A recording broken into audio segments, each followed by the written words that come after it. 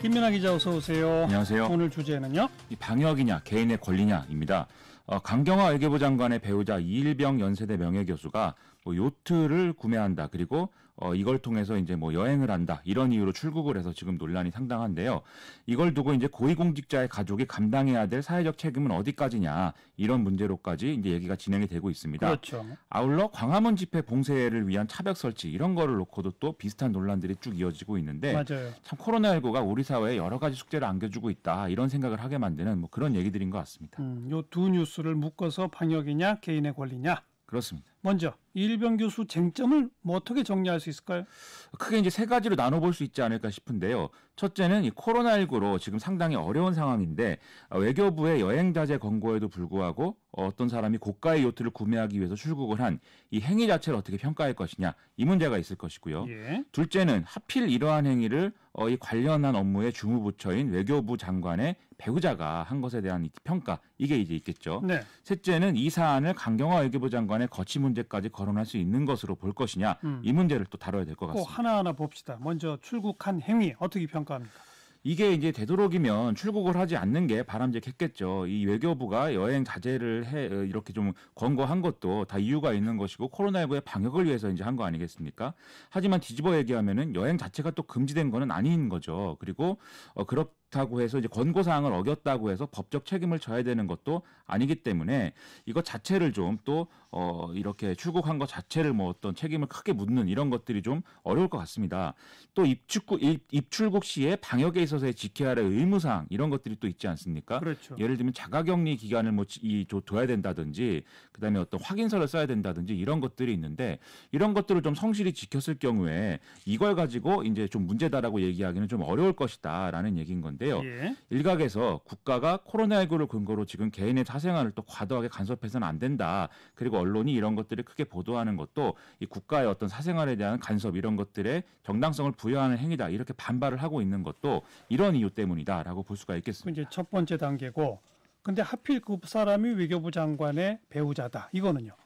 이게 고위공직자의 가족에 대해서는 어떤 법적인 책임의 문제 이런 것들을 떠나서 뭔가에 대한 어떤 솔선수범 또 노블리스 오블리주 이런 것들을 기대하게 되는 게 사실 아니겠습니까? 그렇죠. 이런 고위공직자들의 가족들의 경우에는 이 고위공직자의 가족이기 때문에 직간접적으로 혜택을 보는 이런 사례들이 많이 있을 것이고 또 장관의 배우자라고 하면 더할 나위 없는 거죠. 근데 이제 이런 것들을 하나하나 다 따져서 이런 이것은 특권이고 이것은 특혜다 이렇게 따지는 것은 상당히 어려운 부분이기 때문에 사회 지도층으로서 일반적으로 더 강한 사회적 책임을 져야 된다. 이게 이제 우리 사회의 어떤 합의된 내용이다라고 볼 수가 있는 것인데요. 그렇죠.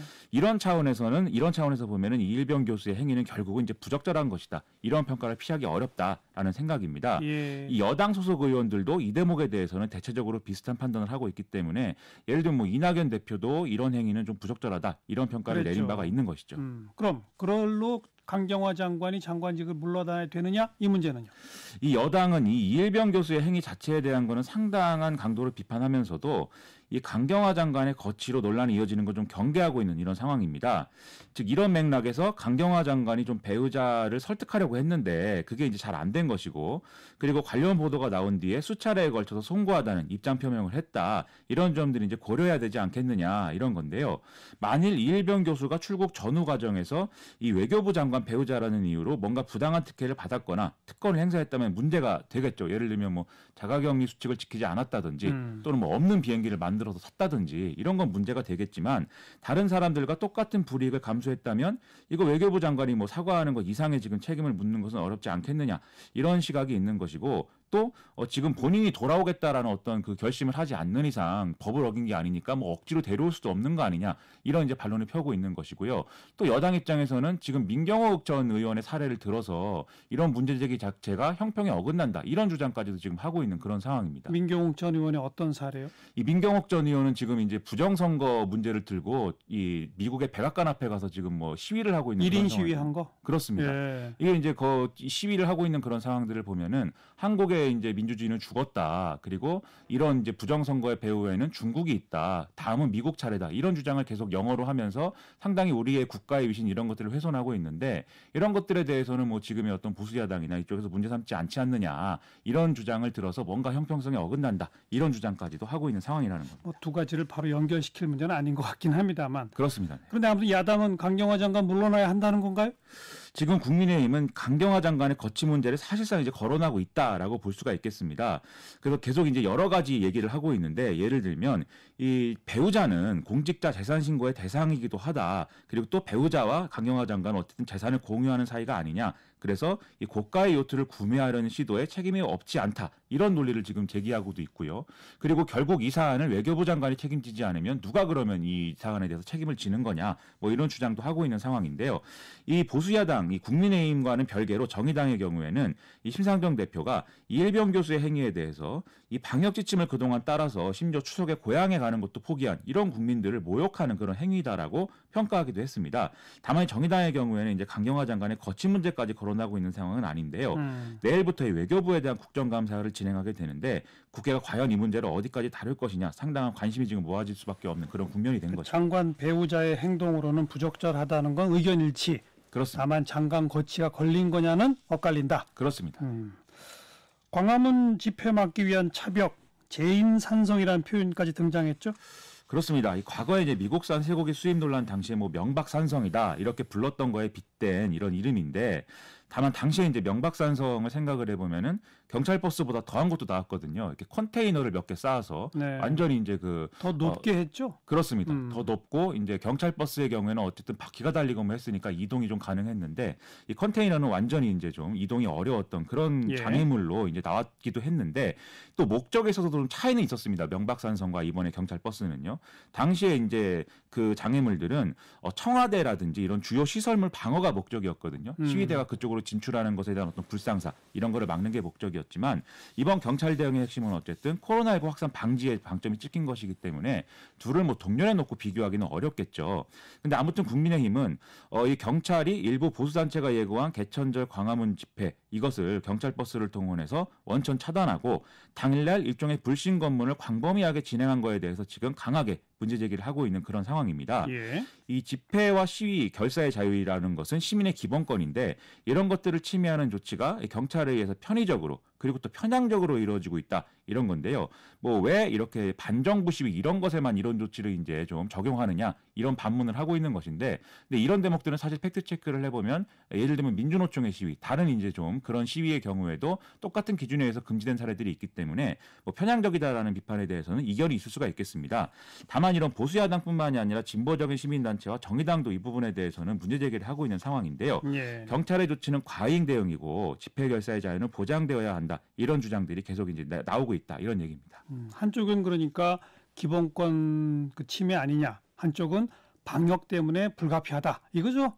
그렇습니다. 이미 지난 광복절 집회에 참가한 사람들이 이 집회에 참여하고 나서 전국 각지로 흩어지면서 이 코로나19 감염이 확산됐다. 이 점은 분명한 사실 아니겠습니까? 그 사실상 이때와 비슷한 성향의 사람들이 거의 유사한 집회를 주최하겠다라는 거에 대해서는 뭐 경찰, 서울시, 법원이 다 이제 유사한 판단을 할 수밖에 없는 그런 상황이라는 것이죠. 예. 특히 집회를 주도하는 보수단체들은 이 정부의 방역 대책이 좀 정치적으로 뭐 비유하자면 오염됐다 이렇게 주장하고 있기 때문에 그래서 이제 방역 대책을 잘 따르지 않으려고 하는 이런 행태들을 많이 보여오지 않았습니까?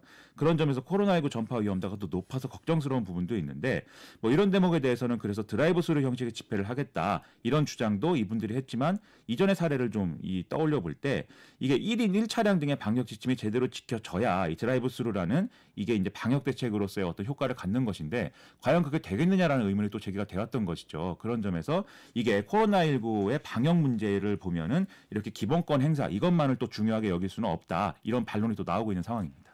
다가오는 금요일 한글날도 차벽은 등장할까요? 지금 경찰은 개천절과 똑같은 조건의 집회가 이제 좀 진행이 된다라면 차벽을 고려할 수밖에 없다 이런 주장을 하고 있는 상황인데 뭐 명확하게 지금 결론을 내린 상황은 아니라고 합니다. 하지만 지금 뭐 좀 근본적인 상황을 좀 돌이켜 보면 코로나19가 지금 언제 종식될지도 모르는 상황 아니겠습니까? 이런 상황에서 코로나19를 근거로 해서 영원히 뭐 집회를 금지할 수는 없겠죠. 그래서 기본권을 보장하면서도 이 방역에서의 좀 까다로운 여러 조건들을 만족시킬 수 있는 절충점을 찾는 게 무엇보다도 중요할 것 같은데요.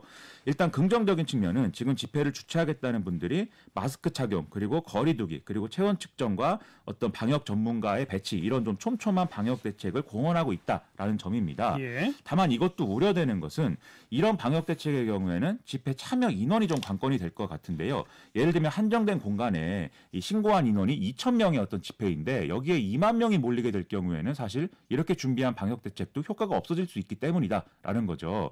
그리고 실제 지난번에 광복절 집회의 경우에도 법원이 이거 허가를 해줄 때 방역 대책이 제대로 이루어질 수 있을 것이다. 이렇게 판단해서 일부 허가를 했던 건데 집회 참여를 원하는 사람들이 이 허가받은 집회 장소로 대거 몰리면서 그렇게 안 됐던 거 아니겠습니까? 과연 한글날 집회에서 그런 상황이 다시 뭐 일어나지 않는 거냐 이걸 장담할 수 없는 그런 상황이기 때문에 여전히 이것은 어떻게 결정할지에 대해서 논란이 있을 수밖에 없는데요.